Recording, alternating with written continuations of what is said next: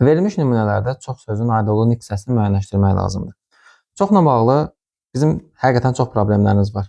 Normalda baxırsan balaca bir sözdür, amma həqiqətən leksik mənasının haqqını verir. Fərqli-fərqli vəziyyətlərdə fərqli-fərqli qrammatik mənalarda müşahidə etməyimiz mümkündür.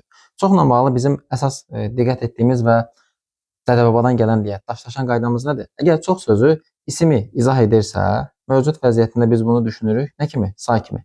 Əgər feili izah edirsə, bu zaman da düşünəcəyik zərf kimi. Bu bizim ilkin təməl qaydamızdır. Buradan yola çıxıb müəyyənləşdirsək, bizim çox işlərimiz var. Burada çox iş ismini izah edildiyinə görə olacaq hissəsi olaraq say. Daha sonra ikinci verilən nümunədə çox sözü dayanmayan feilini izah etdiyinə görə olacaqdır nə? Zərf rolunda. Aha. Demək, biz bu cümlələrdə rahat şəkildə müəyyənləşdiririk çox hansı hissəsi olmağını. Və feilə aid olmaq məsələsi bəzən bu tipli nümunələrdə qarışdırılır. Çoxunu sən götür. Burada feilə aiddir. Burada nə deyəcəm? Zərf yoxsa say deyəcəm. Burada diqqət edəcəyim məsələ sözün isimləşib yox, isimləşməməyidir. Əgər say isimləşərək feilə aid olursa, yenə say olaraq qalır.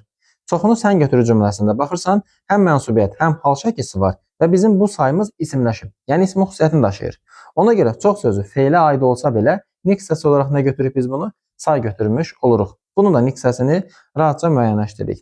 Bizə ən çox problem yaradan məsələlər yerdə qalan cümlələr tipindədir.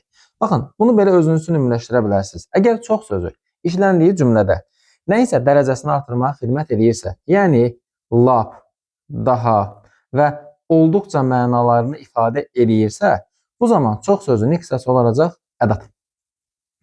Bu məqamı çox sözünə tətbiq edə bilərsiniz. Baxıram, buralar çox gözəldir, lap gözəldir.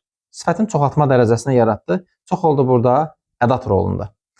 Dünən çox yaxşı dincəldik. Yaxşı sözü feili izah etdiyinə görə mövcud vəziyyətdə zərf kimi qəbul olunan sözümüzdür.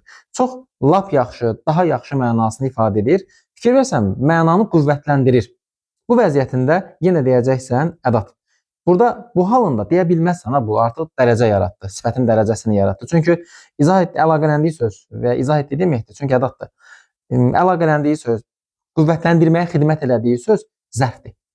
Və ya evimiz çox aşağıdadır. Evimiz lap aşağıdadır. Olduqca aşağıdadır.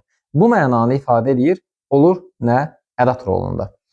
Onun yaşı çox azdır. Onun yaşı lap azdır. Olduqca azdır mənasını ifadə edir və olur ədat kimi götürəcəyimiz söz. Bu verdiyimiz nümunəni xeyli sözünə tətbiq etməyin. Problem onda dəyər bir-birinə. Mövcud vəziyyətdə olan yanaşmamızdır bu. İnşallah ki, nə vaxtsa dəyişər, amma dəyişənə qədər hazırda yanaşmamız budur. Sifətin çoxaltma dərəcəsini yaradır və mənasında qüvvətləndirmə anlayışı olacaq bütün hallara çox ədat kimi qəbul olunur. Yaxşı, bunu biləndən sonra mənim sizə sualım. Bəs buradakı çox nə olacaq? Çox qocalar bunu qəbul etmirdi. Buradakı çox ədatdır, saydır, zərfdir. Bunu da siz müəyyənləşdirib rəylərdə yazarsınız.